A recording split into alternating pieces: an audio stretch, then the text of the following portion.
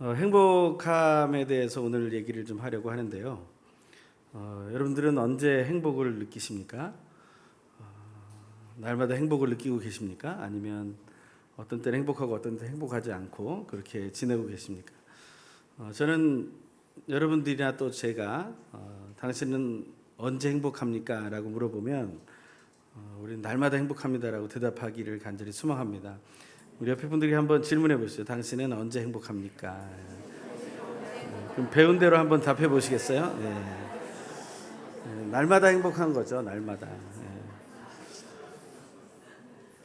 제가 어떤 분이 그렇게 물어봐서 날마다 행복합니다 그랬더니 근데 왜 그럼 행복하냐고 물어보더라고요. 그래서 제가 저는 예수님 때문에 날마다 행복합니다 그랬더니 그건 당신이 목사라서 그런 거 아니냐, 그렇게 정치적이고 이런 얘기 하지 말고 솔직하게 진짜 왜 행복한지를 증명해봐라.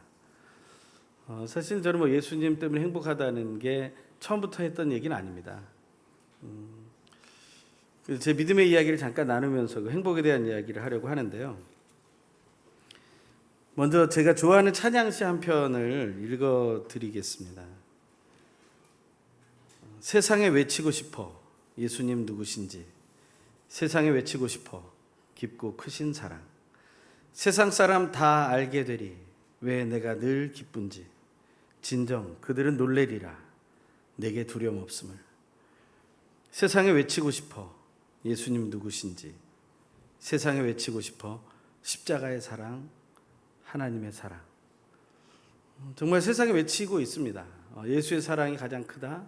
그 예수의 사랑은 십자가로부터 이루어졌다.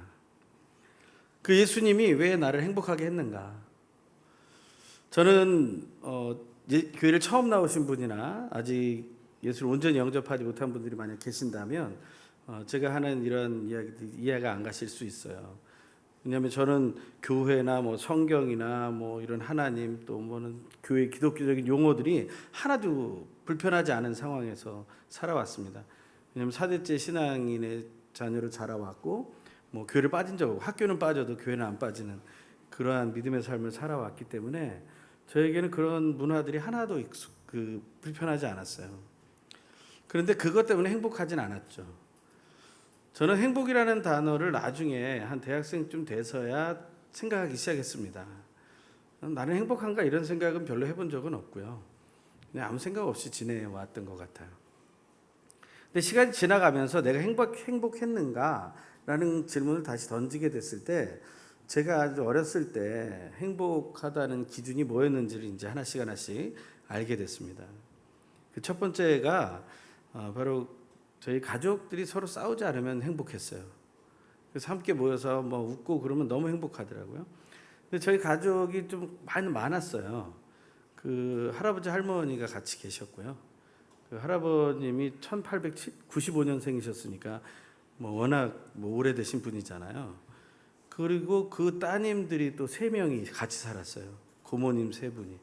그리고 큰 고모님은 또 아들이 있으셔가지고 그 남편분은 황해도에서 피난 올 때 못 내려오시고 그 저희 고종사촌 형님 되시는 분이 같이 있었어요. 그리고 저희 아버지 어머니가 계셨고 저희 3남매가 있었습니다. 그 11명이 같이 살았던 거죠. 거의 뭐 전투나 다름 없었습니다. 거기다 막내는 뭐 이렇게 뭐 대접받고 존중받고 뭐 이렇게 먹을 게 돌아오는 게 아니라 맨 마지막에 먹는 존재였죠. 그러니까 항상 가족 간에 이렇게 서로 티격태격하는 일들이 많았고요. 또 의견이 대립되면 좀 큰 소리들이 나는 그런 상황이었어요. 뭐 믿는 가정인데 그럴 수 있느냐? 믿는 가정인데도 충분히 그럴 수 있습니다. 근데 그럴 때마다 제가 불안함을 느꼈던 거예요. 저도 몰랐는데 그냥 저는 피하고 싶었던 거죠. 가족 안에 이렇게 다툼이 있을 때 행복이 없어진다는 사실을 우리는 기억해야 될 것 같습니다. 혹시 어제 저녁에 싸우고 오신 분 있나요? 아니면 오늘 집에 가서 싸우려고 계획하시는 분들, 뭐 이런 분들은 가족의 행복을 위해서 그 싸움을 좀 내려놓으시고요. 하나님께 주신 화목을 누리시면 좋겠습니다. 행복의 비결이 별게 아니에요. 그냥 가족끼리 서로 만나서 그냥 다투지 않으면 되는 거죠. 그 다음에는 먹을 게 끊이지 않으면 너무 행복했어요. 제가 밖에 나갔다 들어왔는데 어렸을 때 집안에서 분명히 좋은 냄새가 나는데 제 몫이 없을 때 굉장한 절망이 오죠. 그런 고통스러운 경험, 그게 불행의 전조 같은 그런 느낌이죠. 왜 내 건 없을까? 뭐 이런 생각. 그러니까 어릴 때는요, 그냥 내 게 있으면 너무 좋은 거죠. 요즘은 사실 너무 풍성해서 감사가 없을 수도 있습니다. 하지만 그러한 것이 끊어지지 않는 것이 행복의 기준이었죠. 또 놀고 싶을 때 놀고 자고 싶을 때 자는 게 가장 큰 행복이었던 것 같습니다. 그것이 조금이라도 빗나가면 저는 이제 불쾌해지기 시작하는 거죠. 그 행복이 사라지는 겁니다. 그러니까 어떻게 보면 이런 얘기들은 너무 갓난아기 같은 본능적인 행복이잖아요. 근데 그렇다고 해서 이것이 없으면 우리는 행복할 수 있을까? 더 고차원적인 행복에 도달할 수 있을까? 그렇지 않습니다. 뭐 어려운 용어를 사용해서 한다면 생존의 행복이 있는 것이죠. 생존의 행복이라는 것이 없이 어떻게 생활의 행복이라는 게 있을 수 있겠어요? 그러니까 이것은 우리에게도 늘 있어야 다시 행복해질 수 있는 기초가 되는 것이죠. 그걸 어릴 때 저는 누리고 그나마 이게 행복이구나 생각하고 자라왔던 거예요. 근데 좀 더 커가면서 교회 생활이라는 게 뭔지를 알아가면서 제가 교회에서 사실 행복을 느끼진 않았어요. 어릴 적에 막 마태복음 5, 6, 7장 산상수훈을 다 암송하라고 하면 그걸 막 암송해 가면서 하나님의 말씀을 막 외웠다고 이렇게 하긴 했는데 그것이 하나님 나라의 행복인지조차도 몰랐고 그 말씀 외웠기 때문에 행복하지도 않았어요. 오히려 행복한 이유는 뭐냐면 그냥 교회에서 친구들하고 친하게 지내면 그게 행복한 거죠. 그리고 선생님들이 이렇게 이름 불러주면서 관심 가져주면 그게 그냥 행복한 거예요. 그리고 가끔씩 좀 잘하면 칭찬하고 상을 받으면 그게 이제 감사의 조건일 뿐만 아니라 행복의 조건이 된 거죠. 근데 커가서도 마찬가지인 것 같습니다. 제가 친한 사람과 있을 때 행복한 것이고요. 그리고 제가 누군가에게 관심을 좀 받고 저를 알아줄 때 그때 행복한 거고요. 그리고 제가 뭔가 좀 열심히 했을 때 거기에 대한 성취와 보상이 칭찬과 상으로 돌아올 때 그때 우리는 만족하게 되는 거고 행복이라고 생각하게 되는 거죠. 그러니까 크게 변하지 않았습니다. 하지만 이것을 우리는 생활의 행복이라고 얘기하죠. 생존의 행복을 넘어서서 생활의 행복이라는 것을 지나가면 사람들은 무엇을 찾을까요? 어떤 고급적인 것을 취하려고 하게 됩니다. 어떻게 보면 그것은 다른 사람이 말하는 엘리트 문화 같은 것들을 추구하게 되는 것이죠. 제가 청년이 됐을 때 성경과 교회에 대한 의심이 생겨나기 시작했어요. 그런데 그 의심에 대해서 성경 안에서 답을 찾는 것은 잘못이라고 생각했습니다. 사실 우리는 어떤 상황이 생기면 그 상황의 문제를 해결하기 위해서 그 상황과 문제 속으로 들어가야 되는데 그것을 우리는 자꾸 피하려고 합니다. 왜냐하면 그 안에 오류가 있고 거짓이 있다라고 생각하기 때문에. 그래서 주변을 이렇게 탐색하게 되죠. 그런 것처럼 내가 성경과 교회에 대한 질문이 생겼음에도 불구하고 저는 성경을 통해서 질문의 해답을 얻으려고 한 게 아니라 주변의 다른 질문들과 지식들, 정보들을 가지고 그것을 풀어보려고 한 것이죠. 그런데 그것들이 주변에 있는 책들과 정보들을 통해서 조금씩 풀려나가는 것을 보면서 행복을 느끼기 시작했습니다. 아, 이렇게도 풀릴 수 있구나. 어떤 이론가의 얘기, 철학가의 얘기, 또 실천가의 이야기들을 보면서 아, 여기서 많은 것을 얻을 수 있구나라는 사실을 알고 기뻐하기 시작했죠. 그게 행복이라고 생각을 했습니다. 하지만 그것을 행복이다 이렇게까지는 생각하지 않았어요. 왜냐하면 저보다 훨씬 더 많은 경지에 이른 사람들이 있었기 때문에 그들에 비해서 저는 뭐 너무나 조그만 걸 얻은 거니까요. 그것을 더 크게 얻기 위해서 더 노력하게 됐죠. 그런데 그런 질문에 조금씩 답을 찾기 시작하면서 제 의심은 더 커지는 것을 발견했고 해답으로부터는 점점 멀어진다라는 생각을 하게 됐습니다. 그래서 저는 더 많은 미디어하고 책들을 찾아서 이제 들어간 것이죠. 그렇게 될수록 좀 미로 속에 내가 들어가 있는 것 같다라는 생각을 하기 시작했습니다. 그러면서 이런 생각을 하게 됐어요. 이제 질문을 좀 더 근원적인 질문을 해서 그 근원적인 질문의 해답을 얻어서 내 안에 완벽한 지식 체계를 하나 만들어내자라는 목표를 갖게 되었습니다. 사실 그때쯤 되었을 때는 시간이 많이 지나지도 않았는데 사실 나의 행복에 대해서는 별로 관심이 없었습니다. 그래서 근원적인 질문을 하는데 이런 질문을 한 거죠. 여러분들도 한번 들으면서 이런 질문의 답이 뭔지를 한번 생각해 보시죠. 나는 누구인가? 생명은 무엇이며 어떻게 생겨났는가? 언어와 역사는 어떻게 생겨나고 이어져 왔는가? 시간은 무엇이며 영혼은 존재하는가? 우주는 어떻게 생성되었고 현재 우주는 어떤 모습인가? 신화들과 신들은 진실이며 존재하는 것인가? 굉장히 멋있는 질문 같은데 사실은 해답을 찾기에는 너무나 어려운 질문들. 이 질문 속에서 제가 계속 나의 이성과 지성 그리고 감정도 사용하고 의지도 사용하면서 어떻게 하면 이것을 얻을 수 있을까 노력하게 되었습니다. 오늘 읽은 본문에 보면 등장인물이 나옵니다. 첫 번째 사람이 한쪽 손이 마른 사람이에요. 우리말 성경에 보면 한쪽 손이 이렇게 오그라든 사람을 얘기합니다. 정상이었죠. 근데 그 사람의 손이 오그라들었어요. 어떤 이유인지 모르지만 하여튼 오그라들었어요. 이 사람은 항상 자기의 오그라든 손을 생각하고 그것을 보면 행복할 수 없는, 자기가 아무리 행복한 시간을 보내고 있다가도 이 손을 보면 다시 빠지게 되는 거예요. 이 사람은 행복을 생각할 겨를이 없는 사람이에요. 왜? 한쪽 손이 오그라들어 있기 때문에. 거기에 또 한 사람들의 부류가 나오는데 그 사람은 예수님을 고발하려고 하는 사람들이었습니다.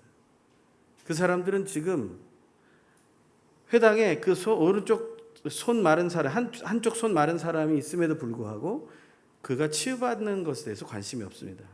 다른 날 같으면 아마 예수님이 그 사람도 치유하실까에 대해서 관심을 가졌을지 모르겠어요. 그런데 때는 안식일이었고 장소는 유대인의 회당이었습니다. 율법의 시간이었고 율법의 장소였어요. 그 율법이 지켜지느냐 지켜지지 않느냐가 더욱더 중요시 여겨지는 순간이었다는 것입니다. 그래서 그 사람들은 행복을 생각할 겨를이 없어요. 예수도 안식일에 쉬지 말아야 한다는 법을 지킬 것인가 어길 것인가. 예수님은 그전에도 안식일을 범한 경우가 있었던 거죠. 이 사람들은 그런 문제에 골몰했기 때문에 행복이라는 것을 생각할 겨를이 없었어요. 그 상황에서 행복을 생각하고 행복에 관심이 있는 사람은 오직 예수 한 분뿐이었습니다. 그들의 마음을 아시고 예수님은 마음이 완악한 자들아 하시면서 탄식하고 화를 내셨다고 되어 있어요. 왜 화를 내시죠? 예수님의 관심은 안식일에도 선을 행하고 생명을 구해내는 게 하나님의 마음이라는 사실을 알았기 때문이에요. 저는 우리가 하나님의 마음을 알게 되는 것이 가장 큰 관심사여야 된다고 말씀을 드리고 싶습니다. 우리 이 자리에 왜 와 있습니까? 오늘 예배로 오면서 여러분들 어떤 관심을 가지고 오셨습니까? 찬양을 좋아하는 분들 오늘 어떤 선곡이 될까? 뭐 이런 마음을 가지고, 저도 옛날에 찬양을 좋아하면서 예배 갈 때마다 그게 궁금한 거예요. 오늘은 무슨 찬양을 부를까? 근데 그런 이제 찬양이 끝나면 너무 열심히 해가지고 피곤한 거죠. 근데 충분히 쉬고 이렇게 예배를 마치고 그랬습니다. 어떤 분들은 좀 이렇게 지식적으로 하는 분들은 오늘의 설교는 어떤 내용이 설교가 선포될까? 특히 아마 요즘 이렇게 설교자들이 여러 명 오시기 때문에 오늘은 어떤 사람이 올까 이렇게, 그것 때문에 오늘 오신 분도 계실지 모르겠어요. 실망하셨을지도 몰라요. 이렇게 강단보다 작은 사람이. 관심거리가 어디 있느냐에 따라서 우리의 예배가 바뀝니다. 가인의 관심거리가 어디였을까? 우리는 가인의 예배를 드리러 온 사람들이 아니죠. 우리는 아벨의 예배를 드리기 원하는 겁니다. 하나님이 기뻐 받으실 만한 예배. 그렇다면 우리는 하나님의 마음에 관심을 둬야 돼요. 예수님은 안식일이라는 율법이 있지만 그 율법보다 뛰어나시고 율법을 만드시고 그 율법의 주인이 되신 하나님의 마음이 중요하다는 사실을 알려주고 계시는 거예요. 그 하나님의 마음을 우리가 알게 될 때 우리는 그 놀라운 은혜와 능력을 맛보게 됩니다. 오늘도 앞에 부른 찬양곡 안에서 기적들이 일어나죠. 눈먼 자가 눈을 뜨고 저는 자는 걷게 되리. 예수 나의 좋은 치료자. 예수께서 행하신 그 모든 일들이 나에게 임해서 내 안에 기적으로 드러나기 위해서. 손 한쪽이 말라서 이렇게 오그라든 사람에게 예수님이 일어나라 하시며 손을 펴라 하셨을 때 이 사람의 손이 펴졌다는 것. 우리 인생에는 여러 가지 상처들이나 고통 때문에 오그라든 부분들이 있어요. 누구도 모르는 그런 것들이 있습니다. 그런데 예수님은 말씀하시는 거예요. 일어나라. 그리고 손을 펴라. 그 오그라든 손을 필 수 있는 건 용기가 아닙니다. 그것은 믿음이고요. 그것은 자유예요. 안식일에 손을 펴는 것은 죄가 아닙니다. 그것은 일이 아니에요. 예수님은 궁지에 몰렸지만 그 사람은 궁지에 몰리지 않았죠. 그 사람의 마음은 이제 행복해진 거예요. 물론 그 사람의 이유에 대해서는 그 이후 삶에 대해서 나오지 않습니다. 하지만 그 오그라든 손이 펴진 것처럼 저는 예수님 때문에 여러분의 그 오그라진 것들이 여러분의 행복을 가로막고 있다면 그것을 하나님 앞에서 펴므로 여러분 안에 행복이 넘쳐나게 되길 간절히 소망합니다. 저는 행복에 관심이 없던 사람들처럼 그렇게 살았습니다. 대학 시절 세상을 돌아가게 하는 것을 그 원리를 알려면 철학적이고 합리적인 훈련을 많이 해야 된다고 생각하면서 막 노력을 하다가 저는 지식과 정보의 늪에 내가 빠져버려서 허우적대고 있구나라는 사실을 발견하게 됐어요. 왜냐하면 완벽주의를 추구하면서 그렇게 많이 애쓰고 열심히 노력했는데 실수투성이가 많은 나를 발견하는 거예요. 그러면서 저는 이 완벽주의가 허무주의로 회의주의로 가게 되고 비관주의로 가게 되고 염세주의로까지 가게 됐어요. 그래서 결국에는 이 허무한 세상에 내가 살 이유가 없다. 내가 노력한다고 무엇이 되겠느냐. 뭐 이러저런 일을 많이 해봤죠. 뭐 이것이 선한 일이다, 저것이 맞는 것이다. 그럼 그것에 따라가서 열심히 젊음의 열정을 불태웠죠. 그럼에도 불구하고 그 허무함을 이길 수가 없어요. 그 공허함을 이길 수가 없는 겁니다. 교회 생활도 얼마나 열심히 했는지 모릅니다. 그럼에도 불구하고 저에게 다가오는 그러한 생각 때문에 저는 이제는 내 인생을 마감해야겠구나 결심을 하게 됩니다. 어떤 요일이 좋을까 곰곰이 생각하다가 토요일 밤에 결심을 하게 됩니다.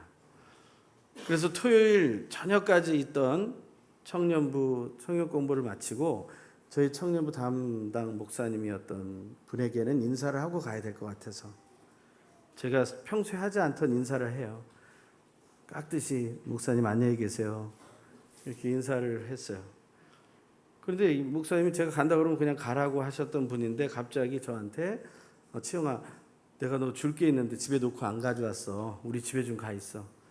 근데 그 시간이 11시가 넘은 시간이고 사모님과 갓 태어난 딸 하나 있는 집인데 제가 밤중에 거길 먼저 가 있는다는 게 너무 이상하잖아요.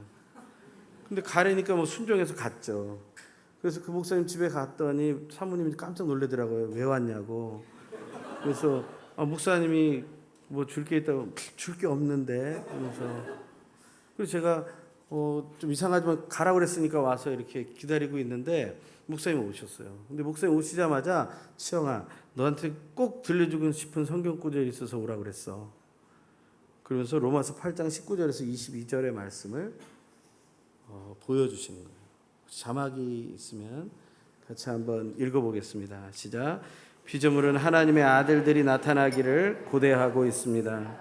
피조물이 허무한데 굴복하게 된 것은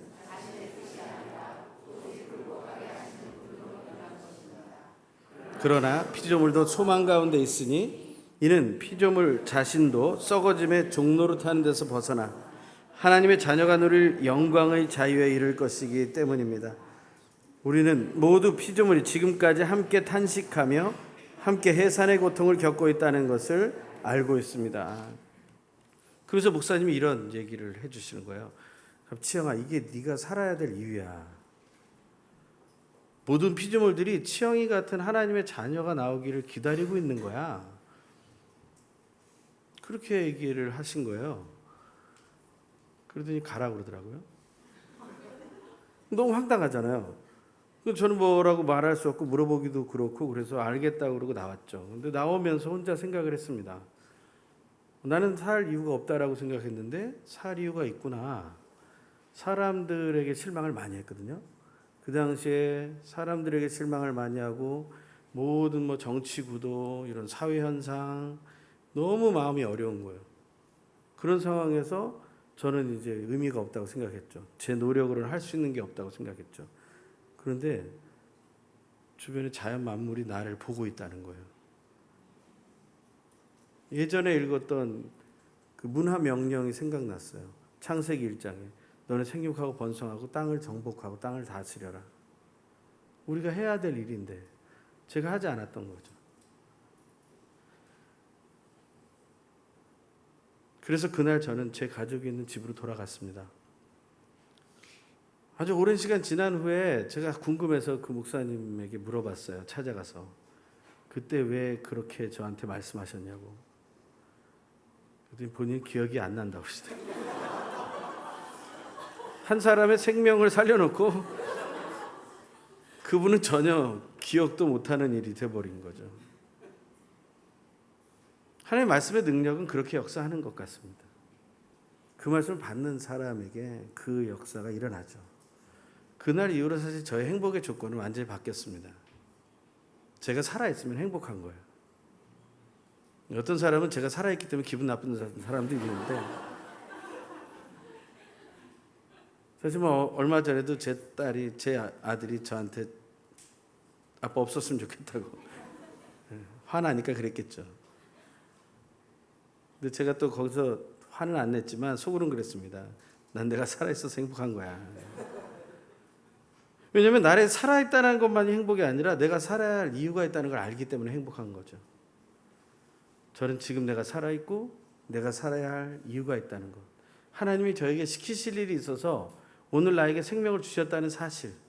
그것이 행복의 조건입니다. 그래서 매일매일 저는 살아있기 때문에 내일은 어떻게 될지 모르겠습니다. 그런데 오늘까지는 제가 살아있기 때문에 저는 행복한 겁니다. 뭐 증명이 됐는지 모르겠지만 하나님의 말씀 속에서 저는 저의 삶의 이유와 행복의 조건을 찾았습니다. 하나님의 말씀 묵상하는 것을 오늘의 교회에서는 큐티라고 하죠. 그 하나님의 말씀을 묵상하게 되는 것이 저에게 또한 행복이 되었습니다. 그래서 예수님을 알게 된 후에 제가 누리게 된 첫 번째 행복은 바로 하나님의 말씀을 따라 선을 행하는 행복입니다. 한번 따라해 보시죠. 하나님의 말씀을 따라 선을 행하는 행복. 우리가 선을 행하는데 그냥 착한 일을 하자는 것이 아닙니다. 하나님의 말씀을 따라서 착한 일을 하자는 거죠. 왜 하나님의 말씀을 따라야 하는가? 하나님의 말씀에 대해서 저는 진리라고 믿고 그것을 따라갑니다. 근데 QTA라는 것을 하면서 제가 또 QT 강의를 하면서 하나님의 말씀이라는 것에 대한 세 가지 이야기를 명제를 제가 찾게 되었습니다. 그 첫 번째는 한번 따라해 보시죠. 하나님의 말씀은 생명을 창조한 말씀입니다. 예, 창세기 1장 1절에서 말하는 것처럼 하나님께서 태초에 하늘과 땅을 창조하셨습니다. 그 창조에는 어떤 것이 창조되었냐면 요한복음 1장 1절에 4절에 보면 태초에 말씀이 계셨습니다. 그 말씀은 하나님과 함께 계셨고 그 말씀은 하나님이셨습니다. 그분은 태초에 하나님과 함께 계셨습니다. 모든 것이 그분을 통해 지음받았으며 그분 없이 된 것은 아무것도 없었습니다. 그분 안에는 생명이 있었습니다. 그 생명은 사람들의 빛이었습니다. 창조한 것인데 그 안에 사람들의 빛인 생명이 담겨 있었다는 거예요. 하나님의 말씀은 생명을 창조한 말씀입니다. 그 말씀을 계속 묵상하는 가운데 제가 어떤 이제 일을 하게 될까요? 저에게 주어진 사명이 뭘까요? 생명을 죽이는 일이 아니라 생명을 살려내는 일을 해야 된다는 거죠. 저도 예전에는 죽어야 될 사람은 죽어야 된다고 생각했습니다. 그렇게 생각하지 않습니다. 아무리 사형 판결이면 난 사람이라 할지라도 그도 살려내야 된다는 생각을 합니다. 그의 영이 살아나야 하고 그의 마음이 살아나야 합니다. 그 육신은 죽더라도 그 중심이 하나님께로 살아나야 되는 것이죠. 그것은 생명을 창조한 하나님의 말씀을 믿기 때문입니다. 생명을 살리는 일만큼 멋지고 행복한 일이 어디 있겠습니까? 또한 큐티를 통해서 얻게 된 하나님의 말씀, 두 번째는 또 한번 따라해 보시죠. 하나님의 말씀은 성취된 사랑의 약속의 말씀입니다.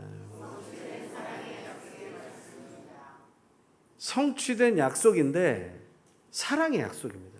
그 사랑의 약속이 성취되었다는 것을 믿는 거예요. 하나님의 말씀을 받아들이는 게 큐티죠. 오늘 교회에서 나오는 큐티의 정의, 한마디 정의는, 큐티는 하나님께서 나에게 주시는 말씀을 듣는 것. 한번 따라해 보시죠. 하나님께서 나에게 주시는 말씀을 듣는 것이 큐티입니다. 예, 하나님의 말씀이 임하는데 그게 나에게 임하고 그것을 내가 받아들이면 그게 묵상이 되는 거예요. 그런데 그 하나님의 말씀은 어떤 말씀이냐? 그 말씀은 사랑이신 하나님이기 때문에, 사랑의 하나님으로부터 나온 말씀이기 때문에 그 말씀에도 사랑이 있습니다. 그 말씀도 사랑이십니다. 그런데 그 말씀이신 사랑이 나에게 받아들여지면 내 안에 무엇이 남겠습니까? 사랑이 남죠. 큐티하는 사람의 열매는 사랑입니다. 그래서 사랑인 거예요. 그래서 하나님의 말씀을 계속 큐티하고 묵상해야 되는 거예요. 하나님의 말씀을 묵상하는데 내 속에서는 자꾸 정죄만이 나온다. 그러면 내가 뭔가 잘못 묵상하고 있는 겁니다. 사랑의 하나님을 묵상하는 것이 아니라 심판의 하나님만을 하는 것이죠. 우리는 우리를 사랑하신 하나님을 묵상하는 것이고 그것을 나누는 것입니다. 그것이 큐티하는 삶의 기본이 되는 것이죠. 요한복음 3장 16절에 이렇게 말씀하고 있습니다. 하나님께 세상을 이처럼 사랑하셔서 독생자를 주셨으니 이는 그를 믿는 사람마다 멸망하지 않고 영생을 얻게 하려는 것이다. 하나님 이 세상 모두를 사랑하십니다. 그래서 우리에게 주신 예수 그리스도의 복을 통해서 우리는 무엇을 얻습니까? 로마서 8장 1절에 2절에는 이런 말씀이 나옵니다. 그러므로 이제 그리스도 예수 안에 있는 사람들은 정죄를 받지 않습니다. 이는 그리스도 예수 안에 있는 생명의 성령의 법이 죄와 죽음의 법에서 여러분을 해방했기 때문입니다. 사랑의 법으로 매여 있는 사람은요, 서로 정죄하지 않습니다. 그것이 우리의 복입니다. 저도 사실은 예전에 계속 정죄하는 삶을 많이 살았죠. 하지만 그것은 무의미한 것이었습니다. 그것에서 저에게 온 열매는 무엇이냐면 소화기관과 순환기관이 망가지는 거예요. 말이 좀 어렵죠. 속이 거부룩하고 쓰리고 신물이 올라오고 위산과다 위궤양으로 또 역류성 식도염으로 막 발전을 하는 거죠. 그런 예민한 마음을 가지고 살다 보면 내 인생에 좋을 게 없는 것을 제가 발견했어요. 그런데 그 사실을 깨닫고 정죄하는 내용을 버리기 시작했습니다. 그러면서 굉장히 좋아졌어요. 물론 지금은 너무 좋아져서 문제지만 하여튼 위가 나쁘거나 역류성 식도염, 그 쓰라림 이런 것들이 다 사라졌어요. 평안이 온 것이죠. 하나님께 주시는 이 사랑의 약속, 그건 예수 그리스도의 십자가에서 완성되었습니다. 나의 희생을 통해서 완성되었다라는 것을 보여주시는 것이죠. 사랑은 희생하는 것이고 그래서 더 낮아지는 것입니다. 이 사랑하는 일을 한다는 건 얼마나 좋은 일입니까? 그런데 서로 사랑하는 것은 기본적인 계명이고요. 이 서로 사랑이라는 예수 그리스도의 십자가의 말씀을 계속 묵상하다 보면 우리는 어떤 삶을 살게 됩니까? 서로 사랑하게 하는 일을 하는 거예요. 그것이 얼마나 아름다운 일입니까? 그걸 다른 말로 바꾸면 화평케 하는 자의 일입니다. 제가 가는 곳마다 그곳이 서로 사랑하게 된다면 얼마나 좋겠어요. 제가 변하고 또 변화되기 시작하면서 제가 가는 곳에 모든 곳은 아니지만 사랑하게 되는 일들이 일어나더라고요. 얼마나 감사한지 몰라요. 그런데 제일 어려운 데가 집이었어요. 집에 가서는 제가 서로 사랑하게 못하겠더라고요. 또 저희 집은 독특합니다. 갱년기하고 사춘기가 만나서 아주 심각해요. 우주전쟁. 거기서 제가 할 수 있는 일은 저도 같이 소리 지르는 일이죠. 아무도 안 듣기 때문에 저래도 큰 소리 질러서 뭔가 이렇게 강하게 해줘야 된다는 생각을 하는 거죠. 근데 그래봐야 또 더 싸움이 커지지 그것이 줄어들지 않아요. 하나님 앞에서 내가 집에서 해야 될 일이 무엇입니까? 기도하는 중에 하나님이 알려주셨어요. 가만히 있어라. 그래서 갱년기와 사춘기가 부딪힐 때 저는 가만히 있습니다. 그냥 조용히 있어요. 그러다 뭐 시키면 해요, 그냥. 그러면 그게 좀 풀어지면서 조금 이렇게 잔잔해져요. 그것은 정신을 다 찾았을 때 제가 다시 얘기하죠. 우리가 좀 이렇게 해야 되지 않겠냐. 정신을 차리지 못했을 때는 성경 말씀도 의미가 없습니다. 그런 이야기를 하고 지금 서로 사랑하려고 애쓰는 중에 있습니다. 근데 그것이 변화를 가져온다는 사실을 정말 몸소 깨닫고 있어요. 우리가 해야 될 일은 서로 사랑하게 하는 일을 하는 것입니다. 화평케 하는 자는 복이 있나니 저희가 하나님의 아들, 딸이라 일컬음을 받을 것이다 했습니다. 그것이 우리가 할 수 있는 가장 아름다운 일이 되는 것이죠. 큐티를 통해서 얻게 된 또 하나님의 말씀입니다. 세 번째 같이 읽죠. 하나님의 말씀은 자유케 하는 진리의 말씀입니다. 하나님의 말씀은 자유케 합니다. 진리라 할지니 진리가 너희를 자유케 하리라. 주행이 영이 계신 곳에 자유함이 있다. 그런데 그 자유함으로 가는 길을 막는 게 있었어요. 그게 뭐냐면 거짓이라는 것입니다. 성경에 보면 한 가지 말씀 또 하나의 말이 계속 반복되는 것을 봅니다. 창세기 1장부터 요한계시록 22장까지 성경 1189장에 일맥상통하고 있는 것이 하나님의 말씀이에요. 그런데 창세기 3장부터 요한계시록 22장까지 계속해서 이어져 가면서 우리를 힘들게 하는 것이 있습니다. 그것은 뱀의 말이죠. 그것은 거짓말입니다. 그것은 왜곡된 말이고 부정이 들어간 의문문이에요. 하나님은 절대로 왜곡된 말씀을 하지 않으세요. 직접 얘기하시죠.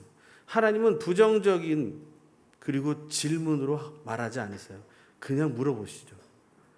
하나님의 말씀과 뱀의 말의 차이가 거기 있습니다. 하지만 우리 속에는 언제나 왜곡되거나 부정적인 질문이 많습니다. 그것들이 내 속을 사로잡기 시작하면 우리는 힘들어지는 겁니다. 우리는 하나님 진리이시고 자유케 하시는 하나님의 말씀을 묵상하면서 우리를 왜곡시키고 우리를 부정적인 질문으로 이끄는 그 거짓말과 싸워 이겨야 되는 거예요. 진리이신 하나님 앞에 서기가 쉽지 않습니다. 하지만 진리이신 하나님 앞에 서면서 저는 제 자신을 다시 잘 돌아보게 됐어요. 제 자신을 돌아보고 또 돌아보고 또 돌아보면서 제 자신이 이 세상 문화에 중독된 자라는 사실을 알게 됐습니다. 저는 다른 사람과는 다르다고 생각했어요. 난 좀 더 낫지 않는가라고 생각했어요. 근데 그렇지 않습니다. 저도 20세기에 태어난 사람인데 20세기 말에 태어난 사람입니다. 그런 상황 속에서 내가 어떻게 그것을 이겨낼 수 있는가? 그 문명의 모습이 무엇입니까? 그것은 거짓이고 분노고 음란입니다. 다시 말하면 저도 거짓에 중독된 사람이고 분노에 중독된 사람이고 음란에 중독된 사람이라는 것을 고백할 수밖에 없다. 그래서 하나님 앞에 기도하기 시작했죠. 이 중독된 모습으로부터 회복시켜 주십시오. 근데 하나님께서 저에게 허락하신 것은 분노나 음란보다 네가 거짓과 싸워 이기는 일에 집중해라. 그게 진리의 빛을 드러내는 일이다. 이 세상 거짓이 만연되어 있습니다. 우리는 거짓말로 살아가는 인생인 것처럼 보입니다. 그래야만 또 살아남을 수 있습니다. 속고 속이는 삶이 우리를 지켜주는 것처럼 보입니다. 전혀 그렇지 않습니다. 하나님께서는 그 거짓과 싸워 이기기를 원하시고 그것을 선택하라고 말씀하시는 거예요. 하나님의 말씀을 따르는 사람은 그래서 오늘 나눈 말씀처럼 생명을 살리는 선한 일을 하게 되고 서로 사랑하게 하는 화평케 하는 선한 일을 하게 되고 거짓과 싸워 이겨서 진리의 빛을 드러내는 선한 일을 하게 되는 것입니다. 마태복음 5장 16절에서는 이렇게 말하죠. 이와 같이 너희도 너희 빛을 사람 앞에 비추라. 그래서 그들이 너희 선한 행실을 보고 하늘에 계신 우리 아버지께 영광을 돌리게 해라. 우리가 그러한 선행을 통해서 하나님의 말씀을 통해 선행을 행하는 행복을 누리게 되길 간절히 소망합니다. 제가 누리는 예수님을 만나고 누리는 두 번째 행복은 삼위일체 하나님을 찬양하면서 누리는 행복이에요. 저는 어려서부터 너무 노래를 좋아했습니다. 그래서 노래를 많이 외우려고 했어요. 근데 대학교 시절 이후부터 저는 모든 노래가 별로 재미가 없어졌어요. 하나님을 찬양하는 노래가 너무 좋아졌어요.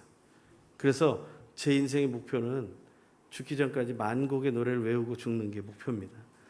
아직까지 노래가 많이 부족하지만 하여튼 열심히 배우고 있어요. 그래서 어려운 노래, 힘든 노래, 뭐 랩으로 하는 것도 따라해요.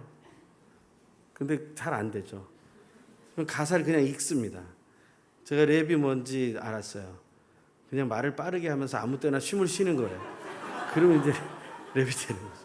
물론 요즘 젊은이들은 그렇게 생각하지 않겠죠. 하지만 제가 볼 때는 그렇습니다. 그냥 막 빨리 얘기하면서 아무 때나 숨 쉬면 이제 랩이 되고 찬양이 되고 하나님께 영광, 그 가사로 하나님께 영광을 받으실 거라고 믿습니다. 오늘도 2부 예배 때 일본어 예배 시간에 일본어 찬양이 나오는데 한국말로 제가 부를 수가 없잖아요. 일본어 찬양을 모르니까. 그래서 거기서 막 혼자 막 가사를 읽었죠. 혼자 막 음을 바꿔가면서 읽었죠. 그래도 반주 소리 때문에 아무도 못 들었어요.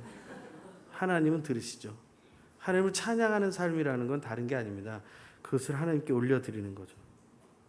정말 하나님 앞에서 찬양하는 그 세 곡을 찾는 중에 일본어 찬양 중에 아름다운 찬양을 하나 제가 발견을 했어요. 그게 꽃들도라는 찬양이죠. 요새 많이 부르죠. 그 찬양을 같이 불렀으면 좋겠습니다. 이 시간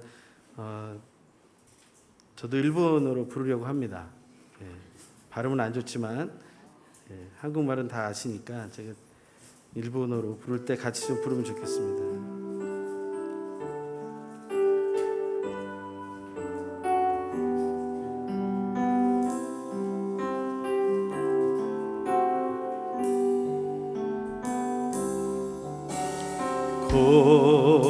고코니 이즈미 와와쿠 나미다 오스기루 토키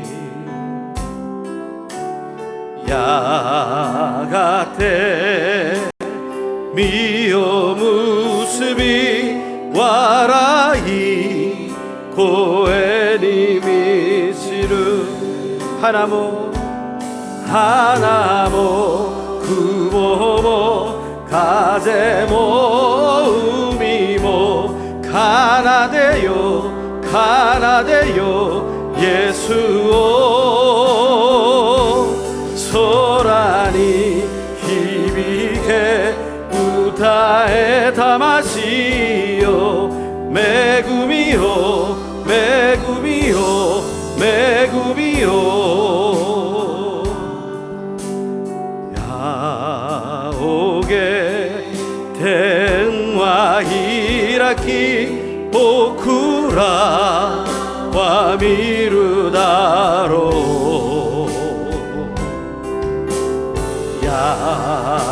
야가테 하나와사키 에이코 노슈가 고라레루 하나모 하나모 그모모 가제모 우미모 가나데요 가나데요 예수오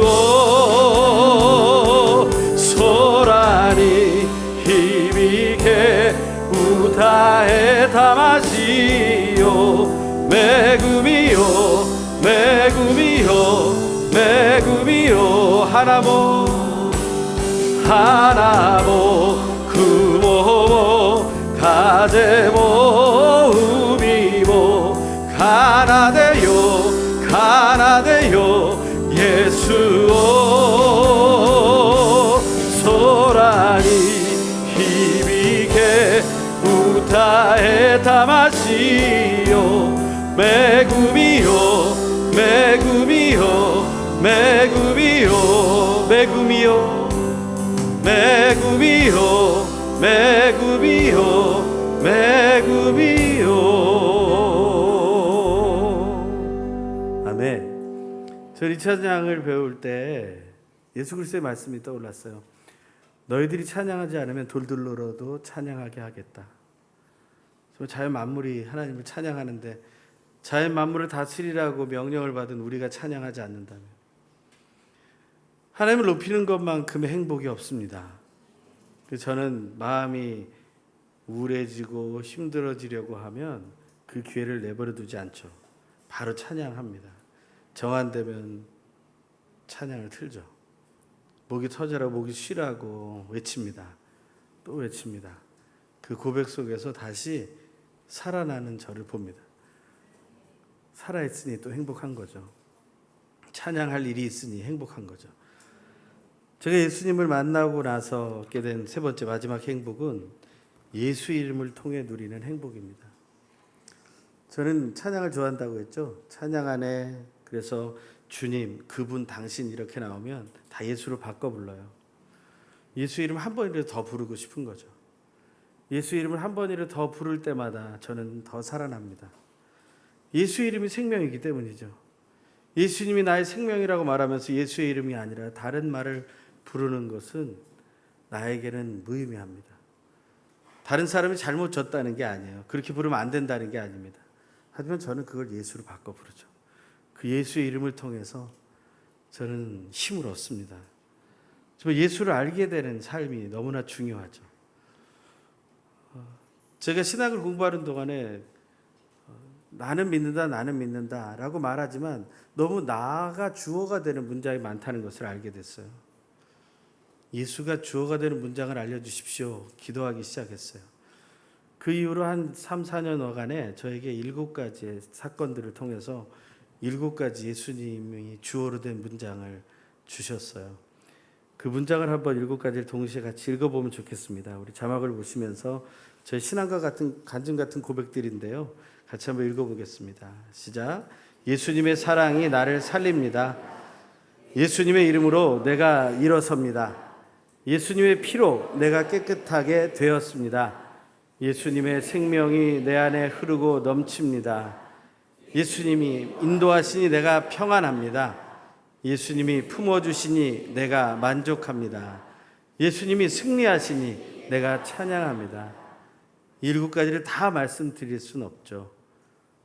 하지만 이 7가지를 보기만 해도 무슨 말인지 아실 거예요.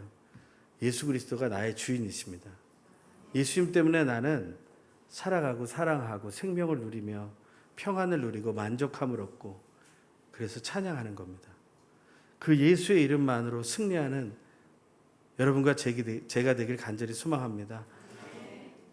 예수를 믿는 분들 우리 가슴에 손을 얹고 또 아직은 내가 예수를 잘 모르지만 예수를 알기 원해 이 자리에 오신 분들이라면 같이 손을 얹고 저와 함께 따라서 고백하면 좋겠습니다.